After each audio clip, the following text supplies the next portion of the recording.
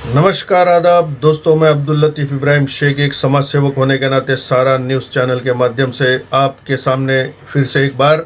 दोस्तों, पिछले 1-1.5 महीने से ड्रग्स का मामला आर्यन खान क्रूज़ के अंदर ड्रग्स का मामला बहुत ज़ोरों में social media, electronic media, print media, इसमें बहुत ज़ोरों शोरों से न्यूज़ आते रही और एक एक अलग अलग तरीके के खबर हम देखते रहे।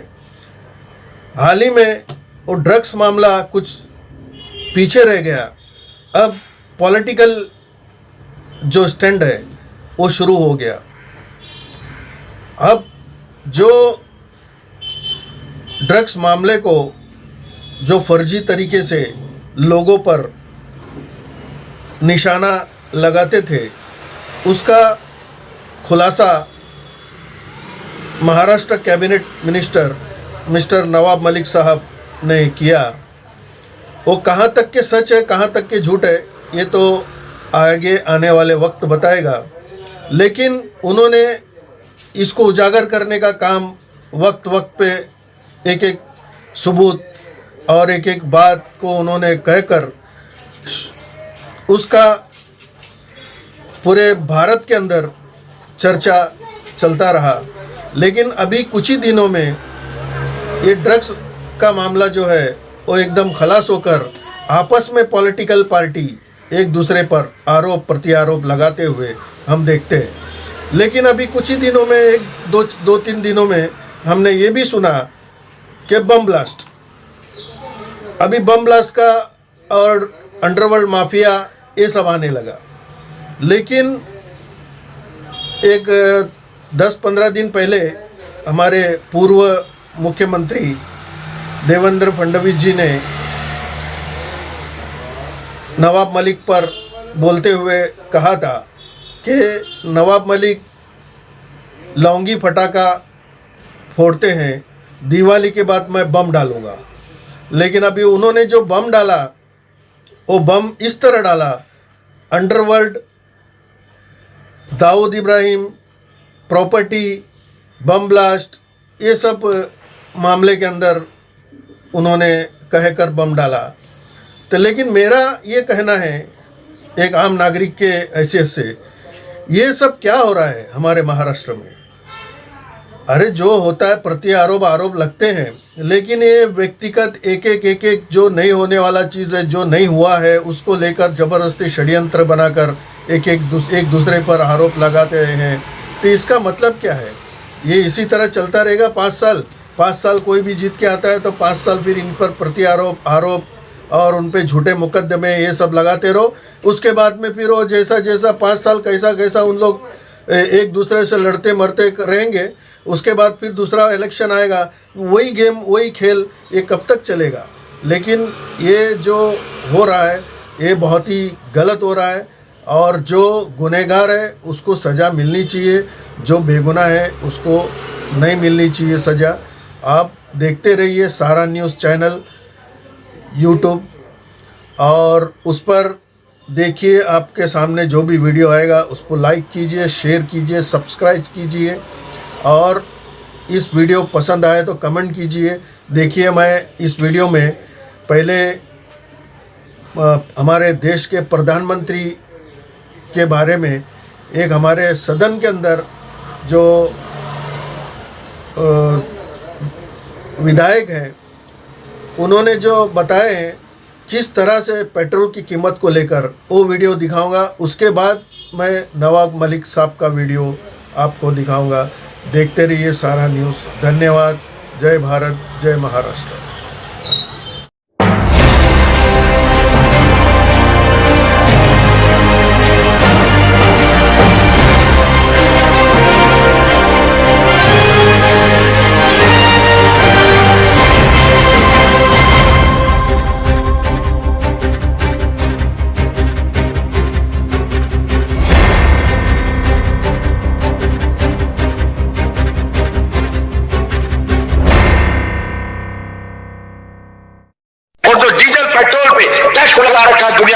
सभापति महोदय, जो डीजल मिलता है पेट्रोल 30-32 रुपए में मिलता है, उसको आप 90 से 100 रुपए बेच रहे हो, आपके बाप का राज है क्या?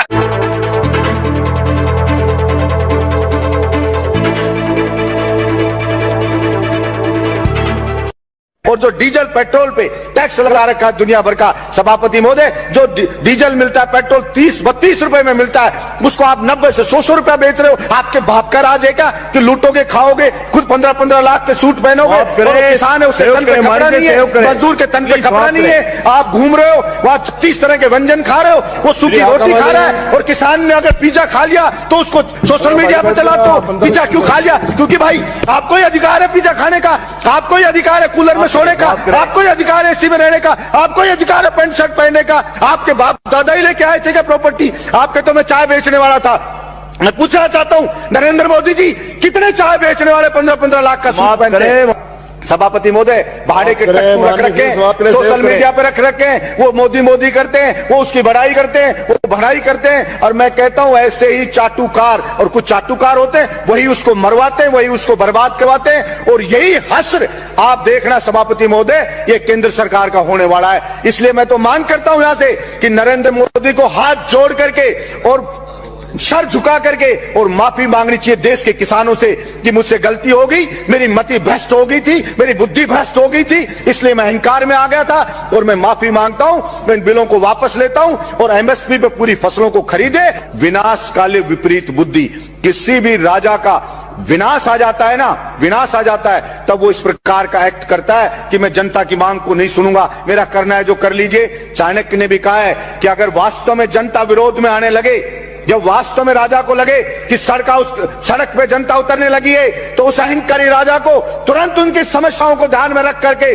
समाधान करना चाहिए, वरना जनता उसको उठा के कुर्सी से मोदा पटक देगी। ये उस राजा को ध्यान रखना चाहिए। मैं कहना चाहता हूं मेरे इस सदन से कि नरेंद्र मोदी जी को भी ये अहंकार नहीं रखना चाहिए, ये जनता उठा के ऐसा पटक देगी कि वो कल्पना भी नहीं कर सकते। और वही लोग जो आज मोदी मोदी कर रहे हैं, जो आज जयकारे लगा रहे हैं, वही उनको गाली देते हुए नजर आएंगे कि इस मोदी के कारण हम बर्बाद हो गए, सब कुछ लुट गए, जनता की गालियां खा रहे हैं। वो सब के सब कहना पड़ेगा।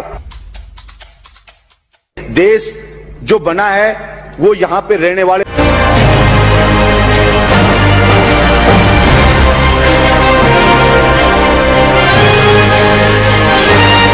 एक महीना पहले 6 अक्टूबर के दिन आप लोगों को कुछ जानकारियों से मैंने अवगत कराया था, शायद आपको वो याद होगा। 2 अक्टूबर के दिन शाम तक खबर आई थी कि कॉर्डेलिया क्रूज पर रेव पार्टी बस की गई और खबरें तैरने लगी कि एक मेगा स्टार के लड़के को भी डिटेन किया गया है।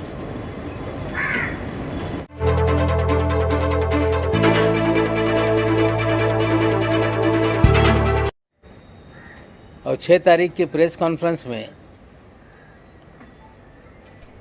हमने कुछ सवाल उठाए थे कि ये जो पूरा मामला है कॉर्डेलिया क्रूज का, ड्रग कांड का, ये फर्जी है।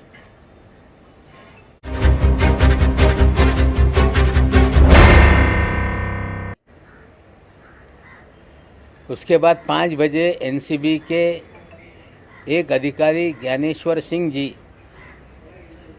मीडिया के सामने आए थे और उन्होंने कहा था कि they are our independent witness. उन्होंने 9 विटनेसों के नाम जारी किए और 9 विटनेस की एक सूची भी प्रेस रिलीज के जरिए आप सभी साथियों को उन्होंने देने का काम किया था। सवाल पूछे गए थे कि नवाब मलिक इस तरह के सवाल क्यों उठा रहे हैं। ज्ञानेश्वर सिंह जी का बयान था कि ही इज़ प्रेजुडिस। वो कहीं ना कहीं कुछ उनके घर में जो दामाद का मामला था उसको लेके उन्होंने बयान दिया था। आप सभी लोगों को याद है कि ये प्रेस कॉन्फ्रेंस में आप सभी लोगों ने दामाद वाला सवाल भी मुझसे पूछा था और उस समय मैंने कहा था कि जमानत हो गई है, लेकिन उसका आदेश हमें प्राप्त नहीं हुआ है।